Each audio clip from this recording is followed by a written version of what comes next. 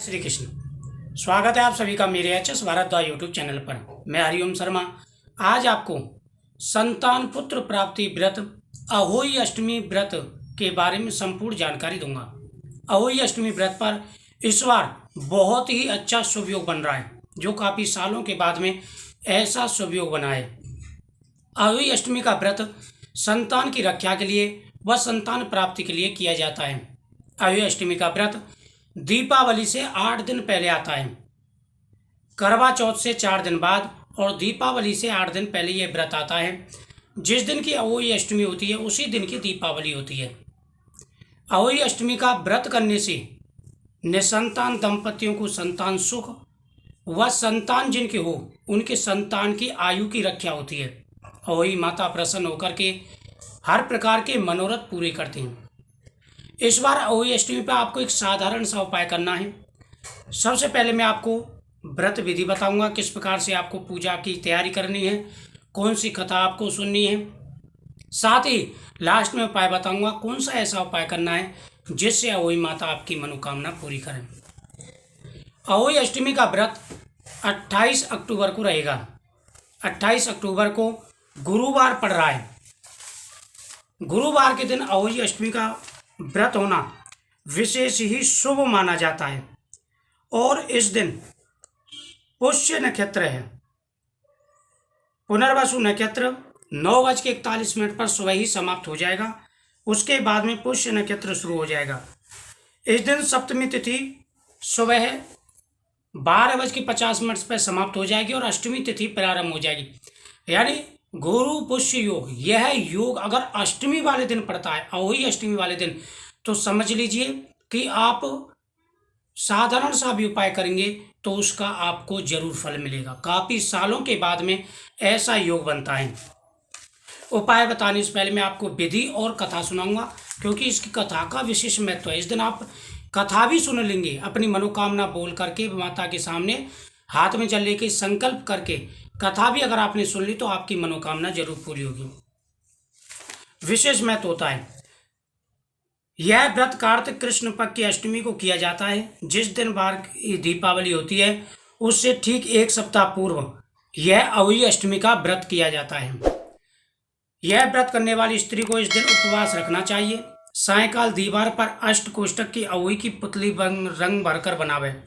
यानी या तो आप दीवार पर अहोई माता की मूर्ति बना लें या बाजार से आप कैलेंडर या फोटो लेकर के आएं, उनके सामने आप पूजा करें। सूर्यास्त के बाद तारे निकलने पर अहोई माता की पूजा आरंभ करने से पूर्व जमीन को साफ करें। जहाँ पर आपके अहोई माता की मूर्ति स्थापित की है वहाँ पर पहले आप सफाई कर लें, चौक स्थापित कर लें। चौक पूरकर एक लोटे में जल भरकर एक पटले पर कलश की तरह रखकर पूजा करें। पूजा के लिए माताएं पहले से चांदी का एक अहोई या स्याऊ और चांदी के 2 मोती बनाकर डोरे में डाल लें। फिर रोली चावल व दूध भात से अहोई माता का पूजन करें। जल से भरे लोटे पर स्वास्थ्य चिन्ह बनावें। एक कटोरी में हलवा तथा सामर्थ्य अनुसार रुपये का वायना निकाल करके रखें और हाथ में 7 दाने गेहूं के लेकर कथा सुनें। एक चौके पर अहोई माता की मूर्ति स्थापित करें, वहीं पर लोटा रख लें। लोटे में आप 7 दाने गेहूं के डाल लें और हाथ में गेहूं के दाने लेकर के अहोई माता की कथा सुनें। वहाँ पर आप वैन पूड़ी और हलवा निकाल करके रख लें। मीठे पुए भी बनाए जाते हैं, वो भी रख लें। और बायना जो भी आप मनसना चाहें उसके मनसने के लिए सामान निकाल करके रख लें। इसके बाद चंद्रमा को अर्घ्य देकर भोजन करें। दीपावली के पश्चात किसी भी दिन अहोई को गले से उतारकर उसका गुड़ से भोग लगाएं और जल के छींटे देकर आदर सहित आप उनको स्थान पर रख दें। जितने बेटे अविवाहित हों उतनी बार एक एक तथा जितने बेटों का विवाह हो गया हो उतनी बार 2-2 चांदी के दाने अहोई में डालते जाएं। यानी जितने बेटे कुंवारे हों उतने दाने, और जितने बेटों की शादी हो गई है उसे 2-2 दाने उस अहोई का जो धागा होता है वहाँ पर मोती के दाने बनाए जाते हैं, उसमें डाले जाते हैं। उद्यापन विधि क्या है? उद्यापन कैसे करना है? जिस स्त्री के बेटा अथवा बेटे का विवाह हुआ हो उसे अहोई माता को उज्जीवन करना चाहिए।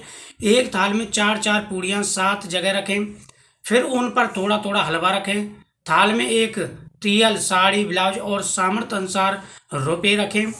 थाल के चारों हाथ फेरकर सासू जी के चरण स्पर्श करें तथा उसे आदर सहित दें और सासू जी का आशीर्वाद प्राप्त करें। अब आपको कथा सुना रहा हूँ, ध्यान से कथा को सुने। कार्तिक वदी अष्टमी को उसी बार को यह व्रत किया जाता है जिस बार की दीपावली होती है। अहोई माता का यह व्रत करने से सभी मनोकामनाएं पूरी हो जाती हैं। एक नगर में एक साहूकार रहता था जिसके 7 लड़के थे। एक दिन उसकी स्त्री खदान में मिट्टी खोदने के लिए गई और जो ही उसने जाकर कुदाली मारी तो ही सेई के बच्चे कुदाल की चोट से सदा के लिए सो गई। इसके बाद उसने कुदाल को शाहू के खून से सना देखा तो उसे सेई के बच्चे के मर जाने का बड़ा दुख हुआ। यानी उसके साहूकार के 7 बेटे थे। एक दिन जो साहूकार की स्त्री थी वह खदान में मिट्टी लेने गई और जैसे ही उसने खदान से मिट्टी खोदी तो वहां पर सेई के बच्चे थे। उसकी कुदाल से वह बच्चे मर गए। उसे बड़ा दुख हुआ। वह बेबस थी और यह काम उससे अनजाने में हो गया था। उसके बाद वह बिना मिट्टी लिए ही खेद करती हुई अपने घर पर आ गई। उधर जब से ही अपने घर में आई तो अपने बच्चों को मरा देखकर नाना प्रकार से विलाप करने लगी और ईश्वर से प्रार्थना की कि जिसने मेरे बच्चे को मारा है उसे भी इसी प्रकार का कष्ट दें। यानी जैसे सेई माता वापस आई, उसने बच्चों को मरा देखा तो उन्होंने श्राप दे दिया। तत्पश्चात सेई के श्राप से सेठानी के 7 लड़के एक ही साल के अंदर समाप्त हो गए और मर गए। इस प्रकार अपने बच्चों को असमय काल के मुंह में समाये जाने पर सेठ सेठानी इतने दुखी हुए कि उन्होंने किसी तीर्थ पर जाकर अपने प्राणों को त्याग देने का विचार किया। इसके बाद वे घर बार छोड़कर पैदल ही किसी तीर्थ की ओर चल दिए और खाने की कोई ध्यान न देकर जब तक उनमें से कुछ भी शक्ति और साहस रहा तब तक चलते रहे और जब वे पूर्णतः अस्वस्थ हो गई तो अंत में मूर्छित होकर जमीन पर गिर पड़े। जैसे ही उनके बच्चे मरे सेठ सेठानी के तो उन्होंने अपने शरीर को त्यागने के लिए विचार किया और वह तीर्थ यात्रा पर चल दिए। जब तक शरीर में ताकत थी चलते रहे और मूर्छित होकर के जमीन पर गिर पड़े। उनकी ऐसी दशा देखकर भगवान करुणा सागर ने उनको मृत्यु से बचाने के लिए उनके पापों का अंत किया और इस अवसर पर आकाशवाणी हुई कि सेठ, तेरी सेठानी ने मिट्टी खोदते समय ध्यान न देकर सेई के बच्चों को मार दिया, जिसके कारण तुम्हें अपने बच्चों का दुख देखना पड़ा। यदि वो अपने घर जाकर तुम मन लगाकर गौ माता की सेवा करो और अहोई देवी का विधि विधान से व्रत करें तो प्राणियों पर दया रखते हुए स्वप्न में भी किसी को कष्ट नहीं देंगे तो तुम्हें भगवान की कृपा से पुनः संतान सुख प्राप्त होगा। इस प्रकार आकाशवाणी सुनकर सेठ सेठानी कुछ आशावान हो गई और भगवती देवी का स्मरण करते हुए अपने घर को चले आई। इसके बाद श्रद्धा भक्ति से न केवल अहोई माता का व्रत अपितु गौ माता की सेवा करना भी आरंभ कर दिया तथा जीवों पर दया भाव रखते हुए क्रोध और देश सर्वता के लिए त्याग दिया। ऐसा करने के पश्चात भगवान की कृपा से सेठ सेठानी पुनः 7 पुत्र वाले होकर अगणित पुत्रों सहित संसार में नाना प्रकार के सुखों को भोगकर स्वर्गलोक को प्राप्त हुए। यानी जैसे वह मूर्छित हुई भगवान ने वह आकाशवाणी की कि तुम जाकर के देवी भगवती अहोई माता की पूजा करें, गौ माता की पूजा करें, आपको संतान की प्राप्ति होगी। उन्होंने वापस आकर के अहोई माता की पूजा की और उनके 7 पुत्र हुए। अहोई माता यानी भगवती दुर्गा की पूजा इसमें की जाती है। माता दुर्गा का ही रूप है अहोई माता। इस दिन आप माता के सामने भोजपत्र पर अपनी मनोकामना लिख करके उनके सामने रखना चाहिए। साथ ही माता को नारियल और पान अर्पण करना चाहिए पुत्र की मनोकामना बोल करके।